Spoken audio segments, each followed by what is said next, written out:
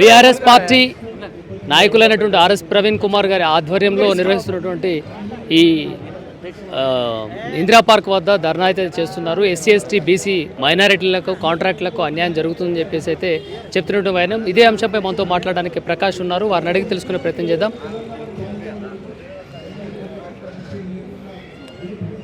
అందరికీ GO number 17 రద్దు కోసం ఇచ్చేసినటువంటి తెలంగాణ వ్యాప్తంగా వచ్చిన కాంట్రాక్టర్లందరికీ స్వాగతం మిత్రులారా. ఈరోజు తెలంగాణ రాష్ట్రంలో ఎస్సీ ఎస్టీ బీసీ మైనార్టీ కాంట్రాక్టర్లు ఏదైతే చిన్న తరహా కాంట్రాక్టర్లు వారు నెలకు ఒక 20-30 వేలు సంపాదించుకునే ఒక అవకాశాన్ని కూడా తెలంగాణలో ఉన్నటువంటి ఈ ప్రజాపాలనని ప్రజల కోసం పాలిస్తున్నా అని చెప్పి సీఎం రేవంత్ రెడ్డి ఈ ఓన్లీ తన యొక్క చెడు ఆలోచనతోటి ఈ కాంట్రాక్టర్లకు అన్యాయం చేయడంతో ఈ జీవో నెంబర్ 17ని కొత్త జీవోని తీసుకొచ్చి ఈ సొసైటీలో ఉన్నటువంటి ఏదైతే గురుకుల హాస్టల్స్ ఉన్నాయో ఆ గురుకుల టెండర్లలో వీళ్ళు పార్టిసిపేట్ కావద్దు, చిన్న తరహా సంబంధించిన కాంట్రాక్టర్లు అందరూ అన్యాయం అయిపోవాలి, వాళ్లకు కనీసము ఎలాంటి ఉపాధి లేకుండా చేయడం కోసం ఈ జియో నెంబర్ 17ని తీసుకురావడం జరిగింది మిత్రులారా. ఈ జియో నెంబర్ 17ను పూర్తి స్థాయిలో మేము వ్యతిరేకించడానికి గల కారణం ఏంటంటే ఇది స్టేట్ లెవెల్ మెగా టెండర్ అని ప్రకటించి ఈ స్టేట్ లెవెల్ మెగా టెండర్లో ఓన్లీ 100 కోట్లు ఉన్నటువంటి కాంట్రాక్టర్లు, అదేవిధంగా ఈ గవర్నమెంట్కు ఈ మంత్రివర్గానికి ఈ సీఎం రేవంత్ రెడ్డికి అత్యధికంగా కమిషన్లు ఎవరైతే ఇవ్వగలరో అలాంటి కమిషన్లు ఇచ్చే 1000 కోట్లు కమిషన్లు ఇచ్చే కాంట్రాక్టర్లకు మాత్రమే ఈ టెండర్లు ఇవ్వడం జరుగుతుంది మిత్రులారా. పోయిన సంవత్సరం ఏం జరిగిందంటే ఇదే తరహా టెండర్లను తీసుకొచ్చినప్పుడు కాంట్రాక్టర్స్ అందరం కలిసి హైకోర్టులో కేసు వేయడం జరిగింది. అప్పుడు హైకోర్టులో కేసు వేసినప్పుడు పోయిన సంవత్సరం వరకు స్టే విధించింది కోర్టు. ఆ స్టే తర్వాత ఇప్పుడు తాను కొత్తగా మళ్ళా అదే జియో నెంబర్ 17ని మళ్ళా అన్ని విధాలుగా అమలు పరిచే విధంగా ఇప్పుడు ఆల్రెడీ కొన్ని టెండర్లు కూడా ప్రకటించడం కూడా జరిగింది మిత్రులారా. దాంట్లో భాగంగా provision contractor state level mega tender అని ప్రకటించి ఆ ప్రొవిజన్ కాంట్రాక్టర్ పార్టిసిపేట్ కావాలంటే తనకు మినిమం తన అకౌంట్లో 150 కోట్ల పైగా అమౌంట్ ఉంటేనే పార్టిసిపేట్ కావాలని ఈ గవర్నమెంట్ అతి దుర్మార్గమైన కండిషన్లను పెట్టడం జరిగింది. ఇందులో భాగంగా 150 కోట్ల రూపాయల కాంట్రాక్టులు చేసే ఆర్థిక స్థోలంబన ఈ సమాజంలో ఉన్నటువంటి ఎస్సీ ఎస్టీ బీసీ కాంట్రాక్టర్లకు ఎక్కడున్నదని ఈ గవర్నమెంట్ని మేము ముక్తఖండంగా అడుగుతున్నాం. ఏదైతే ఈ 150 కోట్ల రూపాయలు ఉన్న వాళ్ళకే టెండర్లు ఇవ్వాలి, ఆ 150 కోట్ల రూపాయలు ఉన్న వాళ్ళు మాత్రమే కమిషన్లు ఇవ్వగలుగుతారు అనుకుంటే వాళ్ళని బాగు చేయడం కోసం వచ్చినటువంటి ఈ గవర్నమెంట్ని తప్పకుండా పూర్తి స్థాయిలో మేము వ్యతిరేకిస్తూ ఈ జియో నెంబర్ 17 రద్దయినంత వరకు గ్రౌండ్ స్థాయిలో అందరము ఈ తెలంగాణలో ఉన్నటువంటి కాంట్రాక్ట్స్ అందరము కొట్లాడతామని విషయం చెప్పండి. ఇప్పుడు పౌష్టికాహారాన్ని అందిస్తాము అని చెప్పేసి గవర్నమెంట్ తీసుకుంటున్న నిర్ణయాన్ని దానికి ఈ కాంట్రాక్టులకు మధ్య చిన్న తరహాగా ఉన్నటువంటి చిన్న కాంట్రాక్టులకి మీ జీవనోపాధి కోల్పోయేటువంటి పరిస్థితి ఉందా దీనివల్ల జియో నెంబర్ 17 వల్ల? ఇప్పుడు కాంట్రాక్టర్ల జీవనోపాధి పోతా అనేది ఒక భాగం అయితే ఈ మొన్నటి వరకు RS Praveen Kumar sir social welfare సెక్రటరీగా వచ్చిన తర్వాత ట్రైబల్ వెల్ఫేర్ సెక్రటరీ తీసుకున్నంత కాలము ట్రైబల్ వెల్ఫేర్ వ్యవస్థలో మొత్తము స్టేట్ లెవెల్ ఒకే అతను ప్రొవిజన్ సప్లై చేసేది. ఆ స్టేట్ లెవెల్ ప్రొవిజన్ సప్లై చేసినప్పుడు నేను ట్రైబల్ వెల్ఫేర్లో క్యాటరింగ్ కాంట్రాక్టర్గా పనిచేసినప్పుడు అప్పుడు వచ్చే పప్పులు కానీ ఏదైనా నాసిరకం వస్తువులు ఏది వచ్చినా కానీ అడుగుదామంటే ఆ కాంట్రాక్టర్లో ప్రిన్సిపాల్కు తెలియదు, అక్కడ ఉన్న డీసీఓకు తెలియదు, అది స్టేట్ లెవెల్ ఒక్కళ్ళు మాత్రమే నిర్వర్తించేది. మరి అలాంటి టైంలో ఎవరిని అడిగే పరిస్థితి ఉండకపోయింది. ఏది ట్రైబల్ వెల్ఫేర్ స్కూళ్ళల్లో ప్రవీణ్ కుమార్ సార్ రాకముందుకు రద్దు చేయనంత వరకు ఏదైతే స్టేట్ లెవెల్ ప్రొవిజన్ సప్లై ఏది ఉందో ఆ విధంగా ప్రవర్తన ఉండదు. ఇప్పుడు అలాంటి విధానాన్ని అన్ని గురుకులాలలో తీసుకొస్తున్నారు.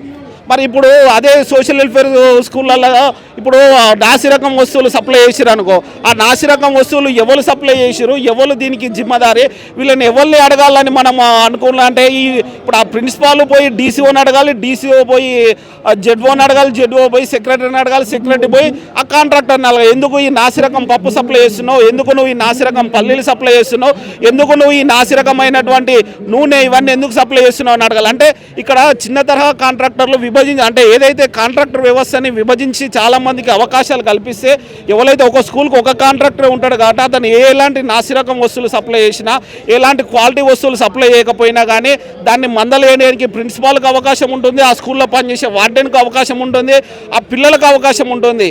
అంటే ఏదైతే పాలన అనేది అవలంబించే విధానంలో ఈ రేవంత్ రెడ్డి ఏం చేస్తున్నాడంటే తను కింది స్థాయి నుంచి వెళ్ళి తీసుకురాకుండా ఎవరు దీన్ని ప్రశ్నించే అవకాశాలు లేకుండా మొత్తము స్టేట్ లెవెల్ ఒకే మెగా టెండర్. ప్రధాన డిమాండ్ ఏంటి మీరు?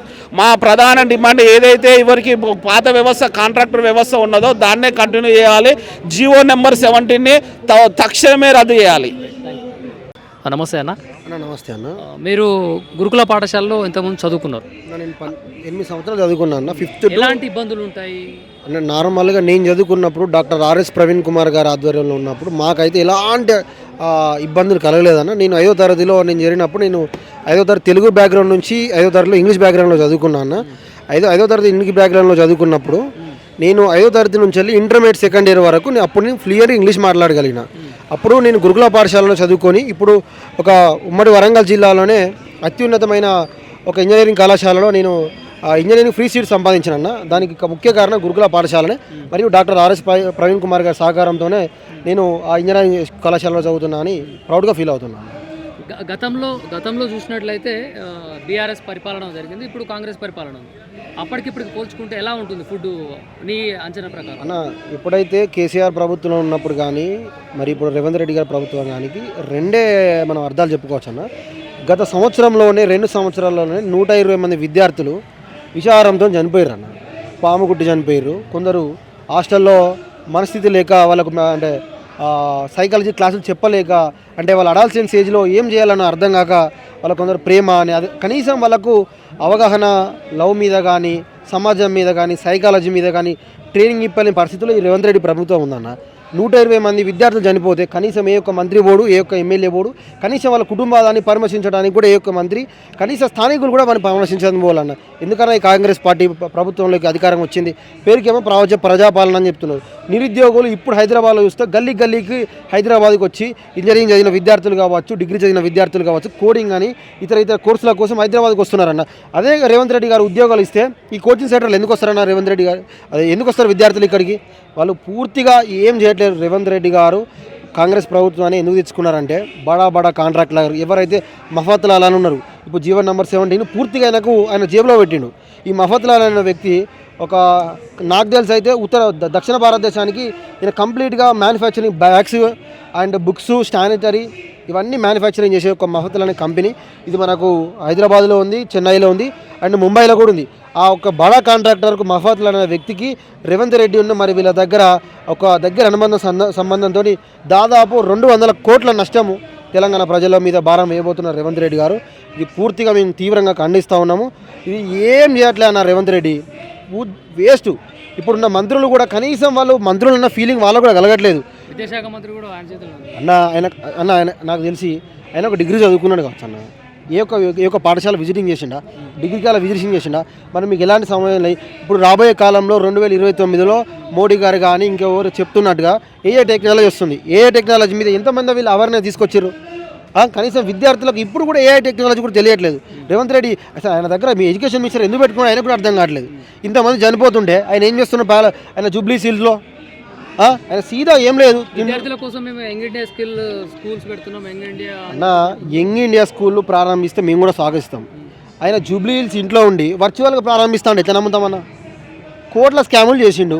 ఇంట్లో జూబ్లీ హిల్స్ ఇంట్లో ఉండి నేను వర్చువల్గా దాన్ని ఆన్ చేస్తా, వర్చువల్గా నేను ఓపెన్ చేసిన. నువ్వు ఫిజికల్గా వచ్చి మండలాల వారీగా దశల వారీగా ఎస్సీలు ఎంతమంది ఉన్నారు, బీసీలు ఎంతమంది ఉన్నారు, మొత్తం మైనార్టీలు ఎంతమంది ఉన్నారు వచ్చి నువ్వు క్యాలిక్యులేషన్ చేసి మంత్రులను పెట్టుకొని ఇన్ఛార్జ్ ఎమ్మెల్యేలను పెట్టుకొని యువతలో చైతన్యం కల్పించడం కోసం స్పోర్ట్స్ యూనివర్సిటీని కూడా తెస్తున్నా అన్న. లేదన్నా నిలుస్తుంది తెలంగాణ గవర్నమెంట్ ప్రజాపాలన అంటుంది అన్న.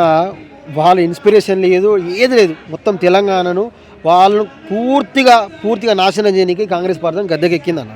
ఇదే కాంగ్రెస్ ప్రభుత్వం ఒకవేళ స్పోర్ట్స్ పరంగా ఒక ఉన్నతమైన శిఖరాలు తీసుకుపోవాలంటే ఏ ఒక్క రోజు ఒక పెద్ద ఇప్పుడు స్పోర్ట్స్ అకాడమీలు తెలంగాణలో చాలా ఉన్నాయన్న. ఆ విద్యార్థులు అడుగున్నా చెప్తారు. కనీసం వాళ్ళకి వసతులు లేవు. కనీసం ఆడుకుందామంటే కిట్స్ లేవు, మెడిసిన్ లేదు, కనీసం వాళ్ళకి ప్రోటీన్ ఫుడ్ కూడా లేదు. ఎందుకు ఇంకా క్రికెట్ అకాడమీలు కానీ పెద్ద అకాడమీలు ఉన్నాయి మన తెలంగాణలో. ఎక్కడున్నాయి ఇవన్నీ? గురుకుల హాస్టల్లో పౌష్టికాహారం ఇస్తున్నా అంటున్నారు అన్న. గురుకుల హాస్టల్లో ఇప్పుడు కూడా ఇంటర్మీడియట్ కాలేజీలో కూడా పౌష్టికాహారం ఇస్తాం మాటిస్తున్నాడు అన్న. రేవంత్ రెడ్డి ఓన్లీ పెద్ద సభలు పెట్టి వీళ్ళని మాట్లాడడం తప్ప ఆయన చేసేది ఏమీ లేదు. చేయడన్న క్లారిటీ అయినా కూడా ఉన్నది. ఆర్ఎస్ ప్రవీణ్ కుమార్ కూడా వెల్ఫేర్ దానికి చేశారు అన్న. ఆర్ఎస్ ప్రవీణ్ కుమార్ సార్ దగ్గర నేను ఒక 8 సంవత్సరాలు విద్య నేర్చుకున్నా. నేను 5వ తరగతిలో ఎలా ఉన్న ఉంటుంది ఆయన వ్యక్తిత్వం ఎలాంటిది? నా సార్ వ్యక్తిత్వము ఎప్పుడైతే ఒక విద్యార్థి గురుకుల పాఠశాల నుంచి మళ్ళీ వెళ్ళేటప్పుడు అయిన విద్య వైద్యం ఆ మనిషి ఏ విధంగా బతకాలో అన్న నేను చిన్నప్పుడు 8వ క్లాస్లో కంప్యూటర్ నేర్చుకున్నాను. కంప్యూటర్ నేర్చుకొని ఇప్పుడు మా ఉమ్మడి వరంగల్ జిల్లాలో కిడ్స్ కాలేజ్ అని ఒక అత్యున్నత ఇంజనీరింగ్ కాలేజ్, ఆ కాలేజీలో నేను మా ట్రిపుల్ డిపార్ట్మెంట్లో నేను ఒక 2nd ర్యాంక్ అన్న. నేను ప్రౌడ్గా ఫీల్ అవుతున్నా. ఆ విధంగా ప్రవీణ్ కుమార్ గారి నుంచి ఒక వినూతమైన విద్య నేర్చుకున్నా. ఇప్పుడు నా సెక్రటరీ గారు మంత్రులు అడ్లూరు లక్ష్మణ్ గారు కానీ ఈ విధంగా ఎందుకు చేయలేకపోతున్నారు? ప్రవీణ్ కుమార్ చేసిన సాధన వీళ్ళు ఎందుకు చేయబోతున్నారు? ప్రవీణ్ కుమార్ గారి ఆధ్వర్యంలో మౌంట్ ఎవరెస్ట్ పూర్ణ కానీ ఆనంద్ గారు ఎక్కారు. ఇప్పుడు ఈ 2 సంవత్సరాలు ఎవరు ఎక్కారు? అంత దమ్ ఎవరికి ఉన్నది చూపించండి. వాళ్ళు కనీసం ఎక్కడ కూడా చెప్పట్లేదు. ఎందుకు వాళ్ళు మంత్రులు ఉండింది, వాళ్ళు ఇంకేం చేసేది ఎందుకు? ఈరోజున జీవో నెంబర్ 17 ఎత్తివేయాలంటూ మహాధర్నాకి మీరు వచ్చారు. అన్న ఏంటి మీ ప్రధాన డిమాండ్ ఏంటి? అన్న మా ఏం చెప్పాలనుకుంటున్నారు? అన్న నేను ఏం చెప్పాలనుకుంటానంటే జీవో నెంబర్ 17 పూర్తిగా రద్దు చేయాలని నేను అనుకుంటున్నాను. ఎందుకు అంటే నీకున్న అవగాహన ప్రకారం జీవో నెంబర్ 17 ఎందుకు రద్దు చేయాలి? అన్న నాకున్న అవగాహన ప్రకారం జీవో నెంబర్ 17 ఎందుకు చేయాలి అంటే జీవో నెంబర్ 17లో ఉన్నది ఏంటంటే ఒక సాధారణ కుటుంబం నుంచి వచ్చిన వ్యక్తులు 50,000 ఈఎండి ఎట్లా కడతారన్న? పేపర్ ఎలా పెట్టుకుంటారు?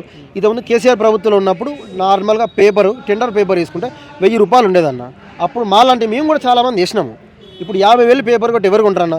మన క్యాస్ట్ ఇన్కమ్ చూసుకుంటే ఒక్కొక్కరిది 2 లక్షల బిలో ఉంటుంది. వాళ్ళు 50,000 ఎట్లా కడతారన్న? 50,000 ఈఎండి కట్టి లక్షలు ఈఎండి కట్టాలంట, పేపర్ కట్టాలంట. అన్ని డబ్బులు ఉంటే వాళ్ళు కాంట్రాక్ట్లు ఎందుకు చేస్తారన్న? వీళ్ళు పూర్తిగా ఎస్సీ ఎస్టీలు చదువుకుంటే వీళ్ళు ఫైనాన్షియల్గా స్టేబుల్ అయితే వీళ్ళు మా మాటినరు. రాబోయే కాలంలో వీళ్ళు మా చెప్తున్నారు. ఎందుకు ఇలాంటి నిర్ణయం కాంగ్రెస్ ప్రభుత్వం తీసుకుంటుంది, సీఎం రేవంత్ రెడ్డి తీసుకుంటుంది? ప్రధాన కారణం అన్న ప్రధాన కారణం రేవంత్ రెడ్డి తీసుకున్నది ఏమనగా ఎస్సీ ఎస్టీ బీసీలు చాలా నాకు తెలిసి అయితే నాకు అవగాహన ఉన్న మేరకు అయితే వీళ్ళు చాలా తెలియకెళ్ళారు తెలంగాణ గడ్డ మీద. ఎందుకంటే వీళ్ళు ఏదైనా తలుచుకుంటే చేస్తారు, వీళ్ళకున్న టాలెంటెడ్ వేరు అని రేవంత్ రెడ్డికి అర్థమైపోయింది క్లియర్గా. దీన్ని అర్థమైపోయి ఈ రేవంత్ రెడ్డి వీళ్ళు పూర్తిగా స్థానికంగా ఫైనాన్షియల్గా వీళ్ళు స్టేబుల్ చేయకపోతే